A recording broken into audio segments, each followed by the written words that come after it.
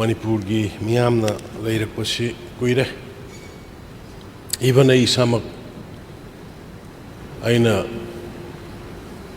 naharol thodang aina cover ba Delhi newspaper ma tobukanda aigi headline aigi theme do sa dedicated for the cause of human rights tawjarakpani matamduda press ekoi editor ga se press office ta phajana editor oiragi ibagi khudong chaba bokpi daba building mathakta army car ga laini manungda commando changakani mi ma changbuda hangni tawni torkana ekoi democratic rights ekoi da laiter madugi dagi ekoi dum masi fight torga ilakhibani just like खबर तौरी मतमदगी हुजिक तौरीसिसु आइसु नई क्रमाय तौदना Manipur गुंबा यामना princely kingdom ओइरंबा अदुगा होय merger agreement तौरबा मतुंगदा अखोगी Manipur दा central government central की मतमदुगी leadership ने यंगम मियंग दोई आई मदु यानिंगदे आई हुजिक फावद मदुगी निंगदोन पोमबदोई August House की तंग फोंदोक मरमदी princely kingdom लोइना लेरमे मर्ज तौरे फजन मदुगी status अमा पीरकाना respect पीरकाना थमम मतमदा ngasi Manipur langi langa moina lowi Parsi state oina thame then the union territory oina thamakan 1950 Manipur do masigi armed forces special power imposed of gibasi 1970 Center Kanagi Sakar like the Mayam of the Bureau. I machine the party Mati Paning de Moin Matam the Kuji Kramai Ubunoisha Kushi. I Huzikshoi question to 1970 28 9 1970 to me. Manipur North District, Aduga Manipur West, Manipur East, Mao West subdivision, Manipur North District of Manipur. है तो कहना सिगी arm forces special power act थमजल given सिगी act से यावरी बा तौरी बदु जिंग से ऑनरेबल मेंबर ना है साथी खरब मी हिम चिंगने ये ना हाथ पदा मधु के केस तो हुआ था कंप्लेंट तो हुआ था याम इनह्यूमन रे बा ड्रैकोनियन लॉ है जिस the higher you pushing makha कोई जो सफर तो गुम याम not only in the hills See, Exi Makada supporter of the valley, the shoe, hill the shoe. Adugi Manavas, I think, Satina Funky Madumanabu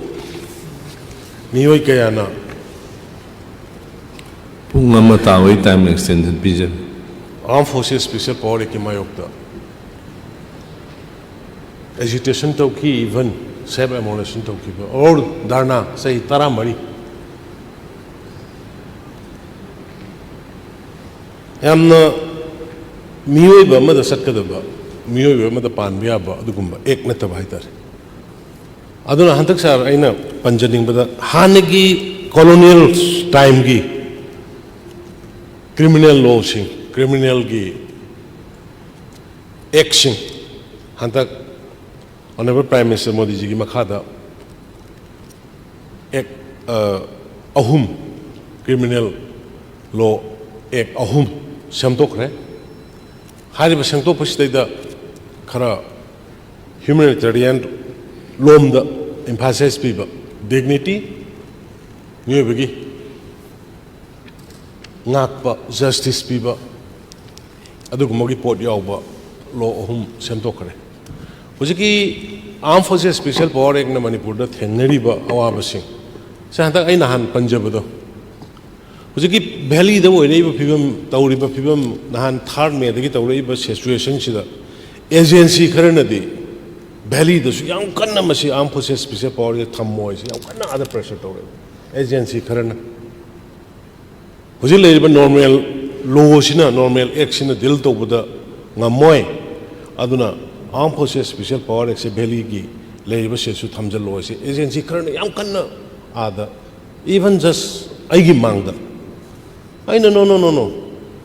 अदो अखोइना हुजिक चिंगी जगह लेरिबसि फाउ लौथोकियोना हारगा अदु तौबदु अदो हुजिकी सिनि नंग कंट्रोल दि ngamdraga हुजिक तौरिसे हुजिक भ्याली द लो लेरिब्रा नोंमै पाइबा अदु अदा आइना हाइसर सिदि नान थर्ड मे दगी लाक खरा इमोशनल ओइबा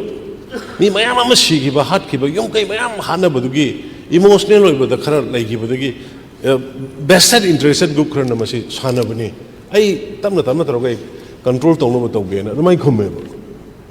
अदु हुजिक तौरैबा तंपाकिदसु हुजिक तौरैबा सिचुएशन जदि ऑनरेबल स्पीकर साहब करी हाइना आई नहानबुदि अदुमाइना खुममे हुजिक अमुक चटपा कांदा करी हाइन खुमदुइनो सैसु भाव तारक्त्रे हुजिक ऑनरेबल मेंबर लोकेशनसु हाइगदि एजुकेशन की मतंग अदु अदा अना हाइरे थर्ड मे की खरा इमोशनल होइना मयाम सि लोइना इरांग लांग बदुदैदा मा मा अंगम अंगम तौनबगी अदुगी सथरकपदा खिदंग तौबने दो अखोइ कंट्रोल तौनब तौगे अमदि हाइ अदु ओरगसु एजेंसी सिंगुदि सैटिस्फाई ओइदबा माले अदुबो अइना सिदा लाइदि आर्म फोर्सेस स्पेशल पावर एक थमगा law and order फगदबदि नते HYBE Mize हातलगा फाबा कापदा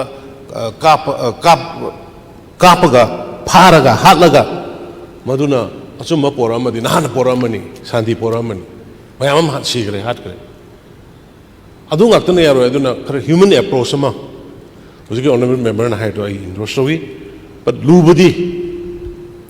armed forces special power act se tangka kya raktene khoi sida tawgrise the same act se 28/9/1970 da thamjala manipur pumbada manipur north district Mao West Mao subdivision adu da thamjale then the same act se whole Southern Hill subdivision da mu Manipur North district ki da 15 October 1970 da mu extend tawre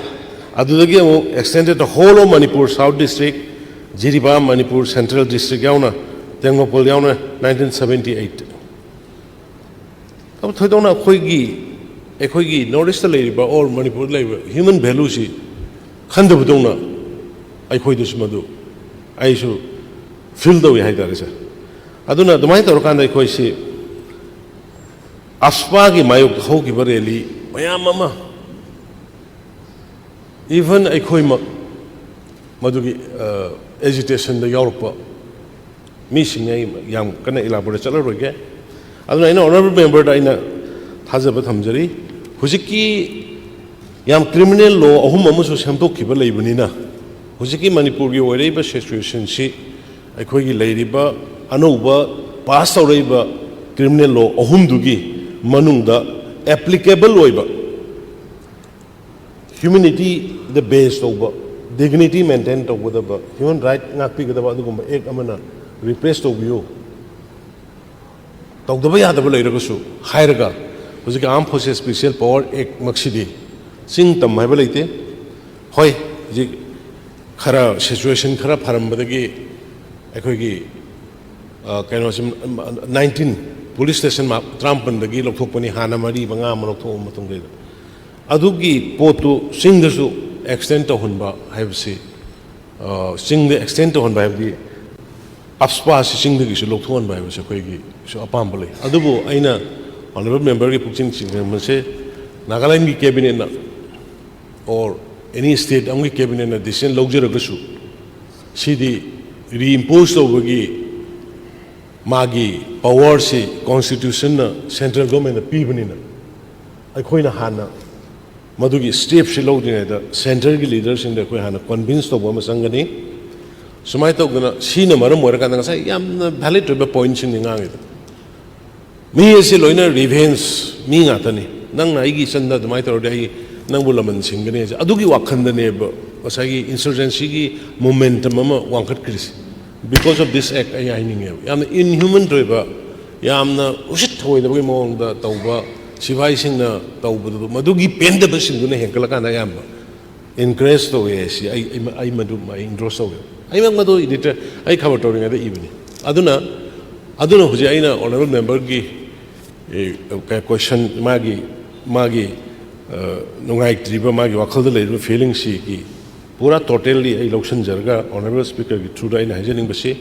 हुजिक हंदक Dasu criminal law अहुम अमा khara justice pipa dignity ngakpa humanitarian oiba haiba basis da tawrkana semgiba law singgi manungda karino ama khulai paiba sing su leibunina kai su leibunina peace talk tawgoda boktan butan jale sir peace talk ki namas da dosi akhoi se pura unrest ama hoire everywhere narang Nagaland da saliba rally do Nagaland da saliba rally do khoi Manipur do su tholo ya ninga leide mayam si khang manga maktrap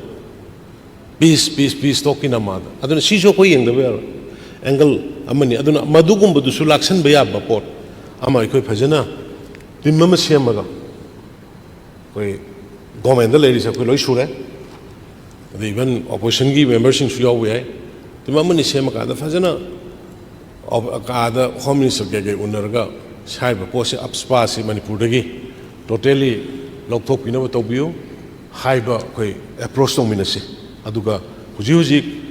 aina leitroga koi cabinet phamuraga su hayeng moina daga le reinforce oksalaga ni madugi kana ba leiroi aduna akhoi machugi honorable member na haridu ai yajaninge di masina